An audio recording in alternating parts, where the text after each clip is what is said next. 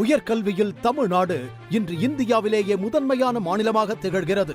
மாண்புமிகு தமிழ்நாடு முதலமைச்சர் அவர்களால் அறிவிக்கப்பட்டுள்ள புதுமை பெண், தமிழ் புதல்வன், நான் முதல்வன், உயர்வுக்கு படி முதலிய பல்வேறு சிறப்பான திட்டங்களால் உயர்கல்வியில் தமிழ்நாடு இன்று உலகத்தரத்தை எட்டியுள்ளது.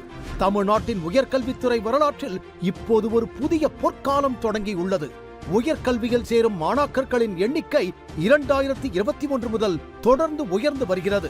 பின்தங்கிய பகுதிகளில் உள்ள ஏழை எளிய கிராமப்புற மாணாக்கர்களின் உயர்கல்வி தேவையை நிறைவு செய்யும் பொருட்டு குறிப்பாக மாணவிகளுக்கு உயர்கல்வியில் சிறந்த வாய்ப்புகளை உருவாக்கி தருவதற்காக கடலூர் மாவட்டம் பன்ருட்டி, நீலகிரி மாவட்டம் குன்னூர், திண்டுக்கல் மாவட்டம் நத்தம், சென்னை மாவட்டம் ஆலந்தூர், விழுப்புரம் மாவட்டம் விக்கிரவாண்டி, செங்கல்பட்டு மாவட்டம் செய்யூர், சிவகங்கை மாவட்டம் மானாமதுரை, திருவாரூர் மாவட்டம் முத்துப்பேட்டை, தஞ்சாவூர் மாவட்டம் திருவிடைமருதூர், பெரம்பலூர் மாவட்டம் கொளக்காநத்தம் மற்றும் தூத்துக்குடி மாவட்டம் ஒட்டப்பிடாரம் ஆகிய இடங்களில் 11 புதிய அரசு கலை மற்றும் அறிவியல் கல்லூரிகள் தலா 5 பாடப்பிரிவுகளுடன் தற்காலிக கட்டடங்களில் மாண்புமிகு தமிழ்நாடு முதலமைச்சர் அவர்களால் தொடங்கி வைக்கப்படுகிறது.